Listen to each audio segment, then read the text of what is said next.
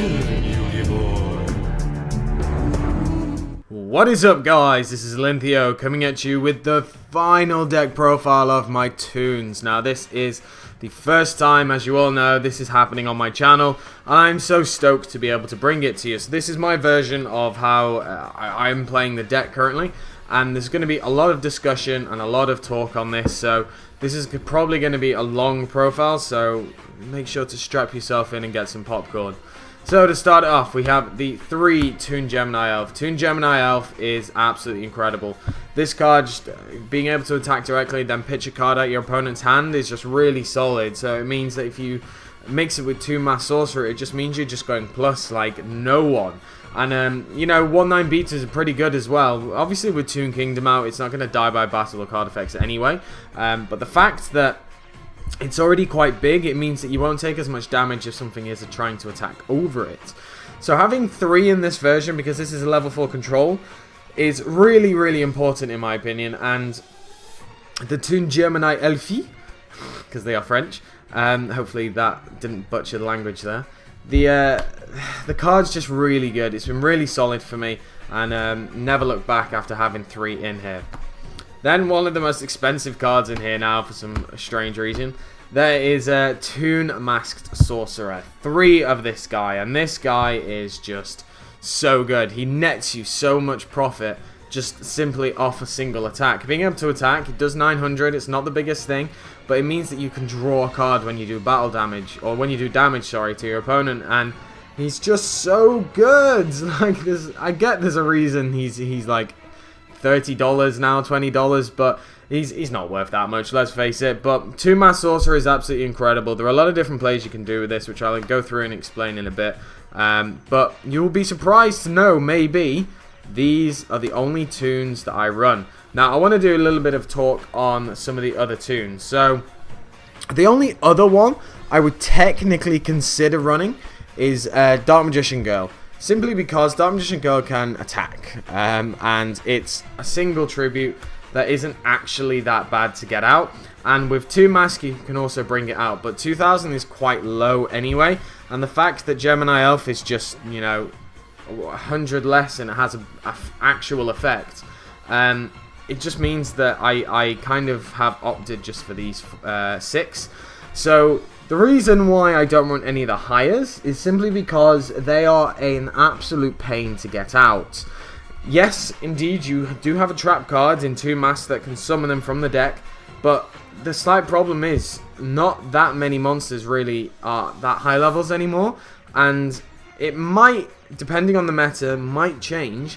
But for now, I don't really see the point in having any of these high-level monsters, because when they're in your hands, they're dead. You have to start putting things in like Scapegoats and all of these different cards that really don't get you to where you want to go. And the deck's already fragile enough as it is, and I feel that adding more inconsistencies than that is a problem, and I'd rather just concentrate on the good ones, I feel, and then I can just, you know, concentrate on how the deck runs. Another one you might have expected, considering I'm doing level 4s, is 2 Mermaid. And Mermaid is alright, but a special summon isn't really that great. Again, I'd rather just save those 3 slots for other cards in the deck. So we'll go into the other cards now. There's 3 other monsters, well, 1 other monster that I'm going to show you now, which is actually very important. 3 Effect Veiler. We want to make sure that monster effects don't go off that will potentially harm any of my toons, you know, like Castells, spinning stuff back that isn't destruction effects is a problem. So Effect Veilers are very important here to be able to stop all of that. And it's also a tuner, even though I don't really tune all that much. So, going into the spells, they're the only monsters around, only run 9 monsters. Going into this, we have 1 Toon Kingdom. No, I'm only messing, we have 3. I wonder how many people thought I actually only ran 1. Toon Kingdom is the heart and soul of the Flaming deck. If you do not have this, you do not open with it, you are in trouble. Simply because the whole deck revolves around this one single card. And Toon Kingdom is just so incredible for the deck, because it means that it can stop any destruction effects by just banishing a card face down, depending on how many toons you are. And, you know, if you have like 5 toons out and you attack into a Mirror Force, you just banish 5 to top of your deck to save them all. So, Toon Kingdom's really good. with protecting it, that I have a lot of cards in here that kind of do protect it, because that's the whole point. If you aren't running some form of protection for this one card, then you're going to get wrecked very quickly, because the amount of times that people will let you do your plays, summon your toons, and then they will MST that Toon Kingdom to destroy your whole board, that's the problem. The problem with this deck is the fact that it's so liable on this one card that if they get rid of that card, then your whole strategy falls flat. So having 3 Toon Kingdom is a necessity, and then having other cards to support it is also a very big necessity, which I shall show you soon. Next up, we have one of the best cards in the deck, in my opinion, 3 Comic Hand. Now, you might say 3 Comic Hand is a lot. While normally I will agree, this card single-handedly wins games on its own. So, I have a lot of protection for Toon Kingdom, which I'll get to in a bit, and the fact that we banish face down a lot, with Toon Kingdom's activation effect and protection costs, I want to make sure that I can see this Comic Hand. I cannot search it, unfortunately, because it's not called Toon. If it was called Toon Hand or Toon Comic Hand, it would be the most busted thing in the world, but then I wouldn't probably play 3. The only reason I play 3 is because it can't be searched. And it's, as I said, it's a game-winning card, and it's just so incredible. And every time I've got it, it means that I can really control what I do, and the only activation cost is having this, a Toon Kingdom or a Toon World, which is basically the same thing. So it's really easy to pull off. So that's why I have 3, and it's Snatch Steal. It's a better Snatch Steal, because let's not forget, the monsters become Toons and then get protected by Toon Kingdom. So if they Mirror Force or, you know, do anything like that, it's just too good.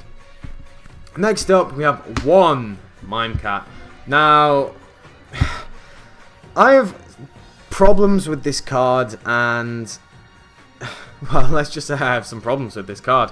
So, everyone says run 3. I disagree. The activation cost for this is having a Toon on Toon Kingdom out, and then it relies on having decent cards that you actually want to use in your opponent's grave.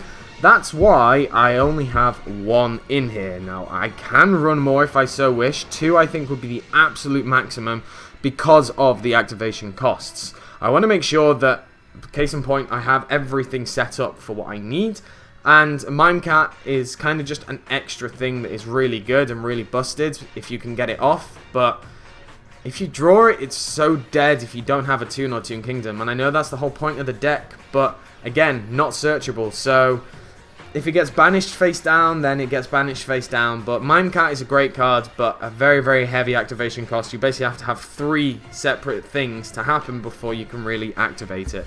So that's why I only run 1. Next up, 3 Toon Table of Contents. Yes, I know, they're not super. People just won't trade them to me for, like, sensible prices. Or they won't sell them to me for sensible prices. Every time I ask, they're like, yeah, I'll give you 100 for a set. And I'm like, yeah, okay. So, Toon Table of Contents is just a given to run. You have to run it, in my opinion, because there's no other way. Because it searches basically everything in the deck, apart from the Comic Hand and the Mime Cat. Next up, I have an interesting card. I have 1 Shadow Toon. Now, yes, this can be searched, which is absolutely great, and that's why I play 1. But you could technically play a lot more. This card wins games so much, especially when I combo it with Comic Hands, because I Shadow Toon them, inflict attack to their life points, and then take it with Comic Hand, and then attack them directly. So, Shadow Toon is a great card for just, in general, being able to burn your opponent, get their life points down very quickly, or just even finish them off. So that's why I run it. It's half a yawn there, sorry. Next up, we have 3 Pot of Duality. This is part of the consistency of the deck. I don't really special summon all that much, so having Pot of Duality is fine, and, you know, it just doesn't really need to say much about it, if I'm completely honest. Pot of Duality is Pot of Duality. As I said, I don't really special summon. Job's a good one.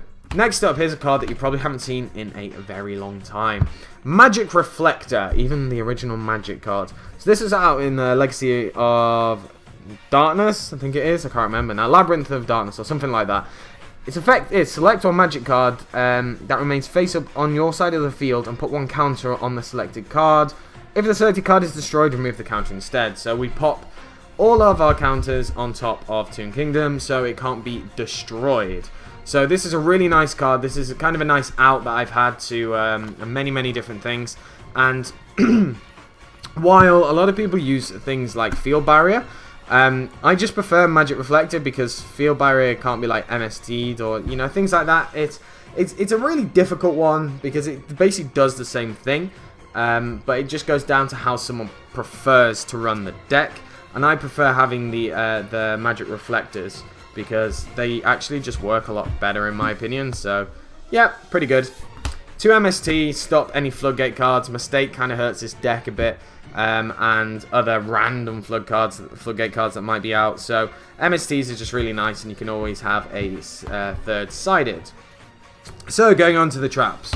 We have 2 Toon Mask. This card's really good. Only having to have a Toon World on your side of the field. Then you select your opponent's monster, special summon a Toon from your hand or deck, whose level is less than or equal to the level or rank, ignoring summoning conditions. So, just means you can guarantee to get out a Toon, and it's just really, really nice. Can be searched as well, so really, really solid card. You can use 3 if you really want, but it gets a little cloggy in my opinion. Toon Briefcase, this card I absolutely love. It's so good. Being able to search this card as well is slightly disgusting. Simply because you just shuffle everything back. Your opponent pendulum summons, you're like, okay, bye. Toon Briefcase, let's shuffle everything back in. Unfortunately, it doesn't like negate the summon or negate the effect. If it negated the summon, that would be broken. But unfortunately, it doesn't. So, yeah. So we only run 2 for that. 3, Mirror Force. Mirror Force is here to protect our life points. If we leave something like Toon Mask Sorcerer in attack mode, your opponent's going to abuse it because they're just going to use everything to attack it. And it just means that you're going to be taking a lot of damage and life points. So Mirror Force is here to protect our life. And also, it catches a lot of people off guard. Now we have to lose 1 turn. This card is absolutely insane in this deck, because the whole point of this deck for me is controlling a little bit. And lose 1 turn allows me to control the duel. And as I said, we don't really special summon all that much. And if I do special summon, for example, with Toon Mask, and I already have this activated, because, you know, you have to not control a special summon monster to activate this card, it doesn't matter because it just gets switched to defense in my opponent's turn, negate, and then my turn I can do whatever I want. So, lose 1 turn, absolutely insane card against the meta. Oops, sorry. Now we have 2 Dark Bribe. Now, this is one card that is just a bit difficult because there are a few things that I want to kind of play, and one of them is a Curse Seal of Forbidden Spell, I think it is, but in testing it wasn't actually that great. Dark Bribe versus Magic Drain as well. There are a few things like that I've been testing. Magic Drain, I just felt that people, if they wanted to stop it, they could, because they could just discard that spell to negate Magic Drain's effect. Yes, they are minusing, but it just doesn't work as well because I want to protect Toon Kingdom. I don't care if they neg slightly more than I do, because at the end of the day, I'm just going to get negged completely if my Toon Kingdom goes. So Dark Bribe is just here to stop my opponent. I might try out Curse Seal Forbidden Spell again at some point, but for now, yeah, I gotta go with that. Next up is a card that actually saves my bacon a hell of a lot. Skill Prisoner is a great card. If you don't know what it does, its effect is target 1 card you control, which includes your field spell. This turn, when a monster effect resolves that targeted that card as activation, negates that effect. During either player's turn, except the turn this card was sent to the graveyard, you can banish this card from your graveyard, then target 1 card you control, same effect. So this protects me from Castells, this protects me from all those annoying monster effects that might try and spin my Toon Kingdom or my Toons. And that's so useful because I can use it 4 times. So being able to use it in my opponent's turn was kind of the game changer and the legitimate reason why I love this card, because it is just so beautiful being able to do that.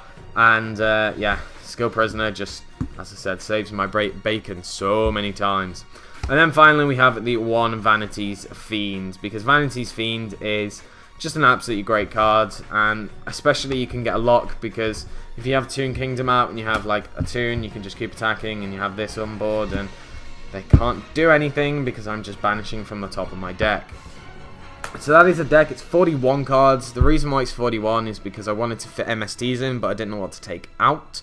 Technically I could take out a Comic Hand to make it 40, but Oh dear, I don't really know. It's really difficult still. So going on to the extra deck, we have the one Trishula. Hey look, Linthio's put Trishula in another deck. Yes, I have. That's because I have Effect Veiler.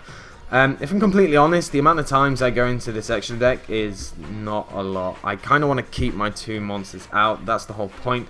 And unless I feel I can really capitalize on the way that my opponent's board is presented, I won't really normally go into the extra deck, but nevertheless. So one Trishula because I can summon it. One Armades and one Samsonite Dragon, simply because, again, I can go into them level 5s. The only things I can go into level 5s and level 9s. So, the eggsys, we have one Pallades, one Diamonds, and then one Plantelamos. These all go together. It makes sense, doesn't it? And it's mainly kind of these two that I only really go into. If needs be, you know, if I'm going against shadows or anything like that, it's just a pretty useful.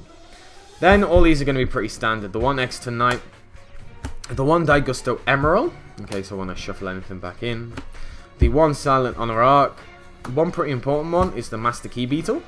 Master Key Beetle is here because the Toon Mass Sorcerers are dark, so it means it can protect things like that. The one Abyss Dweller. The one Gagaga Cowboy. Okay, so I want to shoot for some game, but I'll be attacking directly anyway.